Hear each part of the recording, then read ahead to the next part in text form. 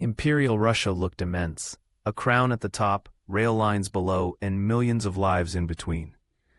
But size can hide fragility, especially when the center must control the edges.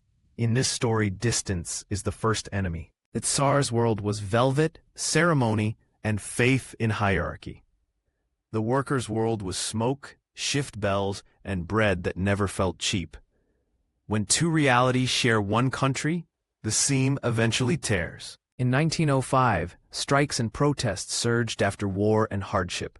The empire survived, but it learned the wrong lesson, that pressure could be managed with promises and force. It was a warning flare in a snowstorm, bright, then gone. A parliament, the Duma, appeared, but the Tsar kept the power to shut it down. A valve that opens and closes unpredictably doesn't reduce pressure. It teaches people the system is not sincere. Legitimacy becomes a coin that stops spending. Inside the court, fear and illness made influence feel mysterious. Rumors about Rasputin spread because people needed an explanation for chaos at the top. When trust collapses, stories fill the gap, fast and ugly. Russia had many soldiers, but war is not won by head counts. It is won by boots, rifles, shells, trains, and food systems that must work every day. A giant army without a working machine behind it becomes exhausted quickly. Factories pulled peasants into cities like magnets. Petrograd grew crowded, loud, and impatient, with wages that never caught up to prices. Crowds don't need a single leader to become a force, only shared frustration. In the countryside, the dream was simple: land and security. Reforms came slowly, and promises felt like distant thunder. When a state cannot satisfy basic hopes, it becomes easier to imagine replacing it. The empire leaned on tradition like a stiff spine. Nicholas believed yielding power would invite disaster. But when a system refuses to bend, it can snap instead. By 1914, Russia carried old grievances and new pressures at the same time. The fuse was already laid: inequality, distrust, and a fragile supply system. Then came the spark that made everything burn at once. World War I began with flags and confident speeches. But modern war eats supplies faster than pride can replace them. Very soon, Russia faced a new kind of enemy: logistics. Russia's rail network had to move men, shells, coal, and bread. When trains jam, cities starve, and fronts collapse. In 1915 and 1916, the rails became a battlefield without guns, only delays. Soldiers at the front lacked shells, rifles, and sometimes even basic gear. A soldier can be brave and still be helpless without supplies. Each shortage turned faith in the state into doubt. The war cost Russia millions in dead, wounded, and missing, but even more damaging was the feeling that sacrifice had no clear purpose. When grief becomes routine, obedience becomes optional. At home, wages chased prices like a dog chasing a cart always behind. Bread grew scarce, queues grew longer. Hunger is political because it makes every promise feel like a lie. Nicholas took direct command at military headquarters, hoping to lead by presence. But leaving the capital increased suspicion and chaos at the center. The empire now had two weak hands on the wheel instead of one. As shortages worsened, rumors multiplied: betrayal, spies, secret deals. People stopped trusting official explanations and began trusting whispers. A state can survive bad news. What it cannot survive is disbelief. By 1917, many soldiers no longer saw themselves as obedient subjects. They saw themselves as hungry men with families waiting in lines. When the army begins asking political questions, the old order shakes. Factories worked hard for the war, but fuel and food shortages made life unbearable. Strikes became less about wages and more about power. The city's noise turned into a single question: who is in charge, really? By the winter of 1916-1917, everything felt exhausted: trains, troops, money, patience. Revolutions often begin when a state cannot perform basic tasks. Russia was approaching that line fast. In Petrograd, the bread queues stretched for hours in the cold. When people wait long enough, the line stops being a line and becomes a crowd. crowds discover their own weight. On International Women's Day, women workers and wives marched, demanding bread and an end to war. Their anger was practical, not abstract. Practical anger spreads fastest. Strikes shut down factories and the city's heartbeats stuttered. Without work, the streets filled. When the economy pauses, politics steps forward. Authorities tried to control crowds, but even the police felt the ground shifting. Orders sounded weaker each day. In revolutions, the moment that matters is when command stops sounding inevitable. Troops were brought into Petrograd to restore order. But these soldiers were hungry, tired, and connected to the crowd. The state had brought its own doubts to the front door. Some regiments refused to fire and turned against their commanders. This wasn't a single heroic act. It was a chain reaction. Once a few units disobeyed, obedience stopped being the default. Members of the Duma formed a committee, trying to create order out of chaos. Kerensky and others sensed the vacuum and moved to fill it. But a committee can't replace legitimacy overnight. Nicholas was at military headquarters receiving delayed reports through the telegraph. Distance turned crisis into confusion. By the time he understood the scale, the moment had already passed him. In March 1917, Nicholas abdicated. The empire lost its keystone, not with a final battle, but with a signature and exhaustion. Power didn't move smoothly. It dropped like a heavy object. The provisional government formed quickly, promising freedom and elections. For a moment, it felt like sunrise after a long winter. But sunrise doesn't fix empty cupboards. After February, Russia had two authorities, the provisional government and the Soviets. One had formal titles, the other had street credibility.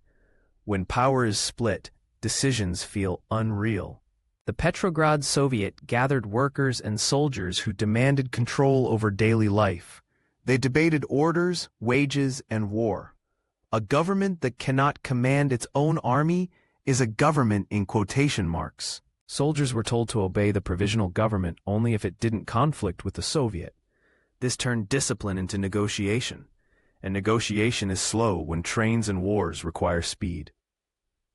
Censorship relaxed, parties returned, meetings exploded in number, freedom was real, and so was noise. In a crisis, too many microphones can sound like no one is speaking at all. The provisional government chose to keep fighting in World War I. They feared abandoning allies and losing territory. But every extra month of war drained the last remaining trust. A major offensive in 1917 began with orders and optimism, then dissolved into retreat. The army's problem wasn't just tactics, it was belief. Once belief breaks, fronts become lines drawn in wet sand. Peasants didn't wait for legal reforms. They began taking land and redistributing it locally. The provisional government promised rules. Villages wanted results. Cities needed grain, peasants needed manufactured goods, but trains failed and money felt worthless. When exchange breaks, both sides feel cheated and the state feels absent. In July, armed demonstrations erupted, pushing for power to the Soviets. The uprising lacked coordination and was suppressed. Lenin fled, and the Bolsheviks learned a lesson. Timing is everything. Kerensky tried to hold the center while the edges pulled apart. He needed order without becoming a tyrant. But when everyone is afraid, the center gets blamed by both sides. Lenin returned to Petrograd with a simple argument. End the war, give land, give power to the Soviets. Simple messages travel faster than complex plans. In a crisis, speed matters more than elegance. Lenin rejected cooperation with the provisional government. He demanded a second revolution. For supporters, it sounded bold. For others, it sounded reckless. Either way, it made the choice clearer. Bolsheviks spread leaflets, speeches, and slogans that fit in a single breath.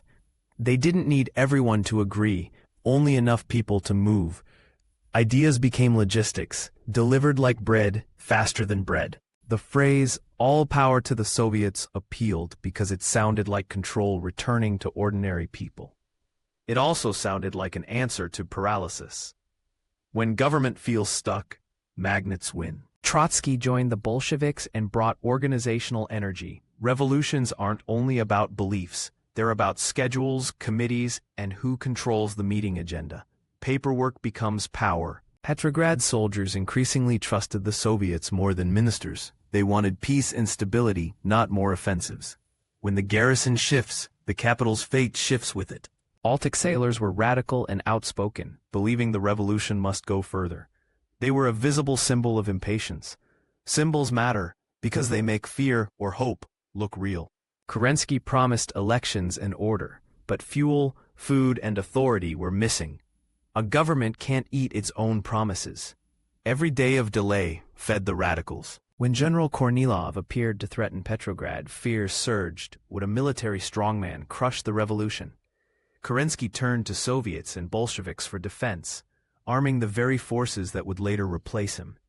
In crises, choices have long shadows. By September, Bolsheviks gained influence in key Soviets. This didn't mean the whole country agreed, only that the levers in the capital were moving. Revolutions are often decided in rooms, not in census totals. The Bolsheviks planned October as a takeover of infrastructure, bridges, stations, communications. Trotsky treated it like logistics, not romance. When you control the switches, the city moves how you want. Armed Red Guards formed from workers and supporters. Their presence signaled that politics had teeth now. But the dramatic part was how quietly they moved, like closing doors, one by one. Seizing the telegraph meant seizing the state's nervous system.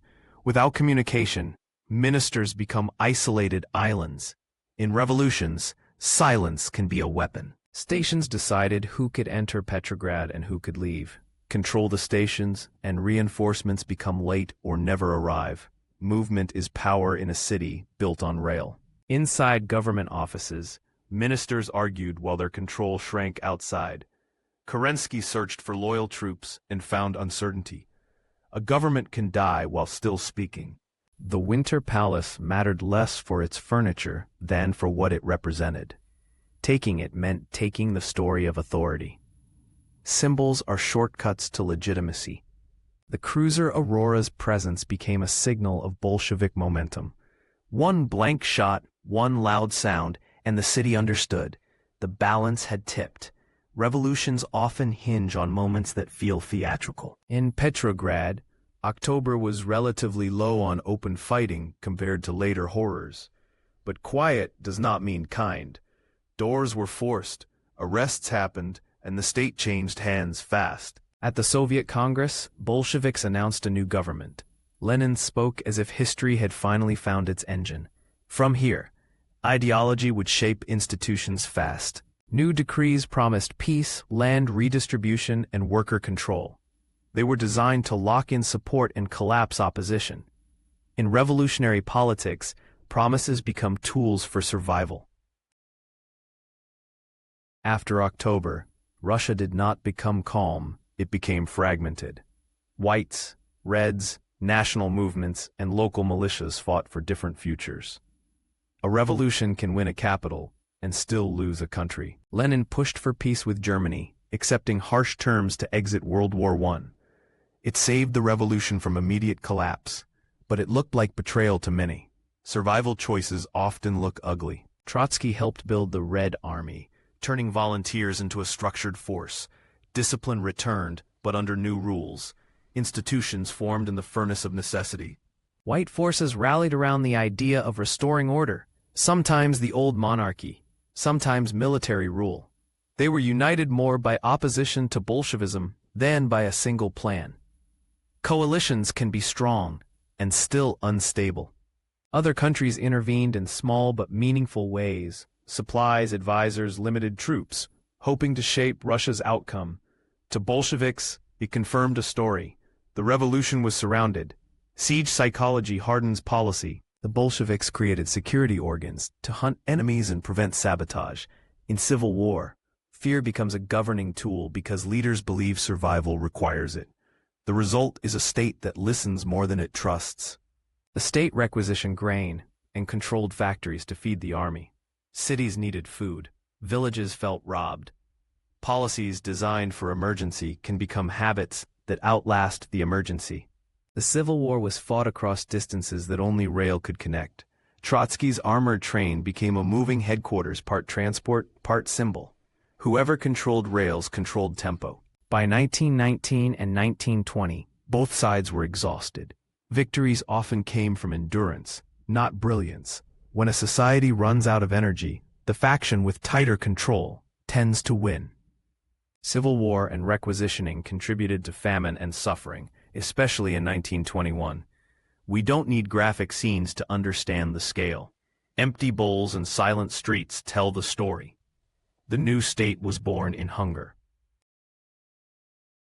Winning a revolution is not the same as running a country. The Bolsheviks now had to govern roads, food, schools, and borders. Ideology met paperwork, and paperwork multiplied. Opposition parties were sidelined, then suppressed as leaders argued unity was necessary for survival. In a crisis-born regime, temporary measures often become permanent. The state learns one habit: control. After near collapse, Lenin introduced the new economic policy, allowing limited markets to revive production. It was a pragmatic retreat that shocked some supporters. Ideology sometimes bends to keep the engine running. Bolsheviks hoped revolutions would spread across Europe, but they largely failed. Russia had to survive alone, surrounded by wary neighbors. Isolation hardened strategy and suspicion. New symbols appeared: flags, emblems, rituals, and new calendars of meaning. Symbols teach people what to believe belongs to the future.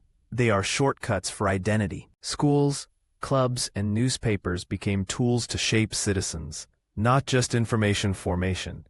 The new regime treated ideas like roads, something you build and maintain. In 1922, the Soviet Union was formally created, binding multiple republics under a central structure. The revolution became a state with borders and rules. What began as collapse became a new kind of empire. Many people wanted dignity, peace, and bread. The new state delivered some things and demanded obedience for others. Revolution promised freedom. Survival demanded control, an argument that would shape the century. The Russian Revolution wasn't only speeches and coups. It was a breakdown of systems: supply, trust, command, followed by an ideology that offered a new structure. When systems fail, ideas compete to become the replacement machine. In 1917, the empire didn't fall because one man pushed it. It fell because war and scarcity dissolved belief, and belief is what makes orders work. The Bolsheviks didn't just ride the chaos, they built a new machine on top of it. And once a machine exists, history tends to keep feeding it.